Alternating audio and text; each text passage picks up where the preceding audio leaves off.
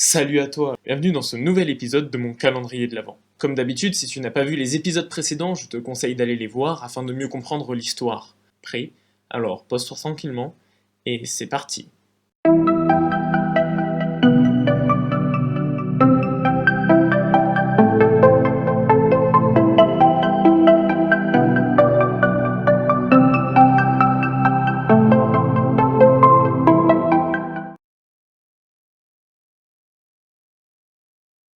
15 Oubra 558. Kasana avait repris le travail la veille, mais elle n'avait pas vraiment été à ce qu'elle faisait. Ses collègues et le chef étaient compréhensifs, étant donné la situation, mais elle n'aimait pas ça. Elle décida de se reprendre et se consacra à fond à son travail. Cela lui fit du bien, et pendant qu'elle cuisinait, elle ne pensait plus à rien d'autre. Mais dès qu'elle était rentrée chez elle, tout était revenu d'un bloc. Encore une fois, elle avait très mal dormi, mais était retournée à son travail le lendemain. Une chose était admirable chez cette Oblarienne, c'était son sens du devoir. Et s'étant engagée à reprendre, elle ne lâcherait pas. À la fin de sa deuxième journée de travail, elle fut rejointe par son avocat. Radrock fit le chemin entre son travail et chez elle, à ses côtés. Il lui parla de la disparition de son mari. J'ai été contacté par Ria tout à l'heure. Il vient de recevoir le rapport d'autopsie du Oblarien qui a remplacé votre mari. Ce qui l'a le plus étonné, c'est qu'il s'agit d'un extraterrestre sauvage. En entendant cette nouvelle, Cassana fut surprise. Elle connaissait peu de Oblariens sauvages. Leur lointain cousin avait refusé d'aménager avec les Virougiens lors de leur libération. Les siècles ayant passé, ils avaient évolué séparément, et à part leur apparence, ils ne partageaient que peu de choses. L'avocat reprit. Il m'a aussi informé qu'une nouvelle piste lui faisait penser que, contre toute attente, le commanditaire de l'enlèvement pourrait bien faire partie du gouvernement. Cependant, je ne suis pas seulement ici pour vous informer des avancées de l'enquête. Ria m'a transmis un message pour vous. Avec des collègues, ils pensent avoir mis à jour un trafic d'une grande ampleur. Ils ont contacté une agence d'enquêteurs privés pour avancer dans leurs investigations. De son côté, Ria a beaucoup de travail par rapport à l'enquête sur le trafic. Au vu du travail que nous avons déjà effectué, il nous a proposé de le remplacer auprès des enquêteurs, contre rémunération. Cassana réfléchit. Elle n'avait jamais été impliquée dans ce genre d'affaires, mais n'arrivait plus à rester inactive en sachant son mari en danger. En plus de ça, la présence d'un corps de Oblariens sauvages l'inquiétait. Ces êtres marginaux ne devaient pas quitter les terres de métal. Comme les autres extraterrestres, ils étaient censés y vivre à l'écart des Virougiens. Certes, il arrivait parfois qu'un d'entre eux décide de rejoindre la civilisation, mais c'était extrêmement rare. Malgré la nature pacifique des Oblariens, les individus sauvages étaient connus pour pouvoir être beaucoup plus violents que leurs cousins civilisés. Malgré ses craintes, elle finit tout de même par accepter, et Radrock lui donna donc rendez-vous le lendemain à son cabinet.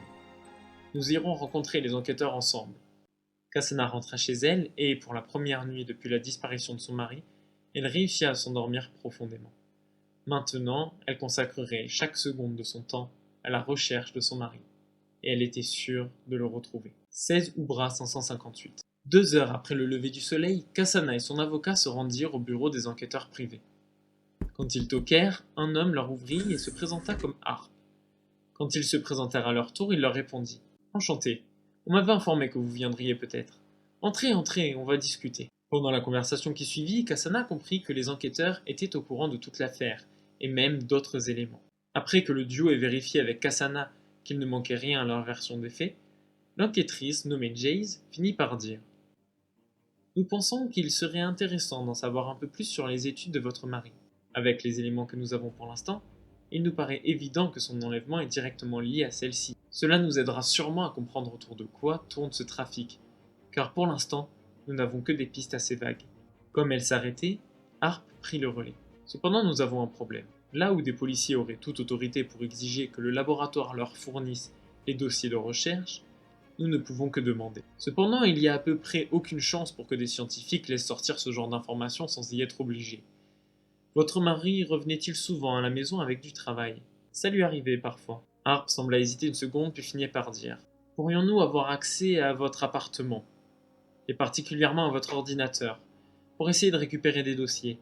Nous avons déjà demandé à Ria de nous faire parvenir son téléphone, il est en train de faire le nécessaire pour le récupérer le plus discrètement possible. » Cassana était un peu gênée à l'idée de laisser des inconnus fouiller son appartement et son ordinateur. Cependant, elle comprenait que s'il trouvait des informations, cela pourrait faire avancer l'enquête, et finit par accepter. Le groupe se rendit donc à l'appartement de la Oblarienne, et les enquêteurs commencèrent leurs recherches sous l'œil attentif de Cassana et de son avocat. Harp avait connecté l'ordinateur à un boîtier étrange dont la propriétaire de l'appartement ne connaissait pas l'utilité. Pendant qu'il regardait défiler des données sur un écran holographique, Jace commençait à étudier différentes tablettes et documents qui lui appartenaient à Case. Après plusieurs minutes de concentration, un sourire se dessina sur le visage de Harp. Venez voir ça s'exclama-t-il à la cantonade. Alors que tout le monde approchait, Cassana vit sur l'écran de son ordinateur des documents qu'elle n'y avait jamais vus. Alors qu'elle allait en faire la remarque, Harp dit. Ces documents se trouvaient dans un dossier crypté auquel on ne pouvait accéder qu'en entrant un code particulier directement dans le programme de l'ordinateur, ou bien en utilisant ce genre de boîtier. Et ça dit quoi alors s'interrogea Jace. Ça parle d'études scientifiques, et si j'en crois la signature, ce sont les siennes. Le rapport le plus récent date du 4 Oubra.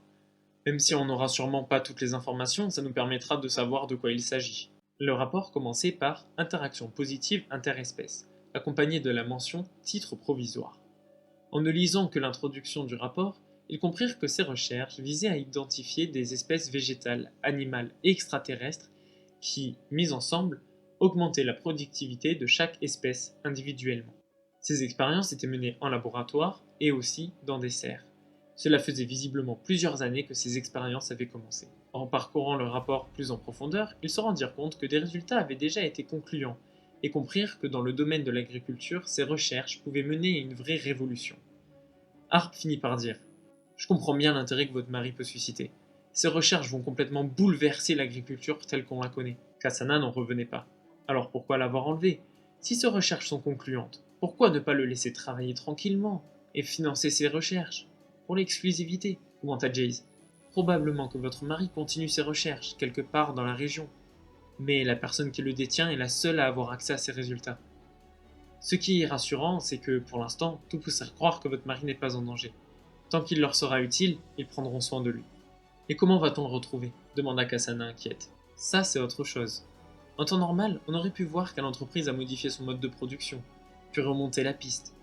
Mais comme nos moyens de communication sont inutilisables, ça risque de rendre la tâche plus complexe. Je pense que le meilleur moyen de le retrouver, c'est de démanteler l'organisation, conclut l'enquêtrice. Après un moment de réflexion, Harp dit à l'avocat et à sa cliente. Nous allons donner rendez-vous à toutes les personnes qui travaillent sur cette affaire, demain matin. Je vous ferai parvenir l'heure et le lieu de rendez-vous. Je pense avoir une idée de ce à quoi vous pourrez nous être utile.